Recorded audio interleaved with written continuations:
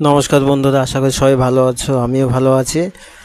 আমি এখন বর্তমানে আছি দক্ষিণেশ্বরে, অর্থাৎ দক্ষিণেশ্বর ব্রিজ, অর্থাৎ বালির ব্রিজ নামে পরিচিত, অথবা কেউ দক্ষিণেশ্বর ব্রিজ নামে পরিচিত। এই ব্রিজের উপরে, অর্থাৎ গঙ্গার উপর যে ব্রিজটা গেছে, ব্রিজের উপরে দাঁড়ালে তুমি পুরো গঙ্গাটা দেখতে পারবে, এ পার এবং ও পার, এবং লঞ্চ ঘাটটা যে আছে লঞ্চ ঘাটটাও তুমি দেখতে পারবে।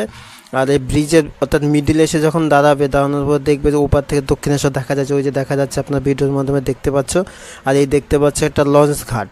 এই লঞ্চ ঘাট থেকে তুমি সোজা বেলুড় মঠ যেতে পারবে, আর বেলুড় মঠ থেকে আবার রিটার্নও করতে পারো। গঙ্গার এপার ওপার করা যায়। আবার কেউ যদি চায় যে না, আমি শুধু বালির ওপার, গঙ্গার ওই পারে যাবো, অথবা বালি ব্রিজের উপর দিয়ে হেঁটে মাত্র 800 মিটার, বেশি না, 800 থেকে 1000 মিটার, এই 10 মিনিট থেকে 15 মিনিট হেঁটে হেঁটে যেতে লাগে। আর এই যে দেখতেই পাচ্ছ, হাজার হাজার মানুষ এই লঞ্চঘাট পার হচ্ছে, অর্থাৎ যারা বেলুড় মঠ থেকে রিটার্ন করেছে তারা এখন বর্তমানে দক্ষিণেশ্বরের দিকে যাচ্ছে। আবার কেউ ওই পাশে যে ব্রিজটার মধ্যে ছোট্ট একটা লঞ্চ ঘাটের মতো দেখা যাচ্ছে, ওটা নতুন হয়েছে, ওটা এখনও চালু হয়নি। এটাই আপ ডাউন দুটোই হচ্ছে। এখানে মাত্র টিকিটের মূল্য জানি না কত, হয়তো 30 থেকে 40 টাকার মধ্যে হবে।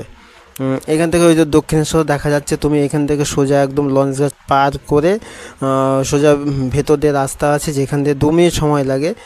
2 মিনিটের মধ্যে তুমি দক্ষিণেশ্বর পৌঁছে যাবে। ঠিক আছে, এই যে দেখতেই পাচ্ছ গঙ্গার এপার জলটা কত সুন্দর। যদি আসো অবশ্যই ব্রিজে, আমি দাঁড়িয়ে পুরো ওয়েদারটা দেখতে পারবে, পরিবেশটা বুঝতে পারবে এপার থেকে ওপার। এর আগেও একটা ইউটিউবে ভিডিও ছেড়েছি, যেটা হলো পুরোটা দেখাতে পারিনি। এই ভিডিওটার মাধ্যমে পুরোটা দেখাতে পারলাম।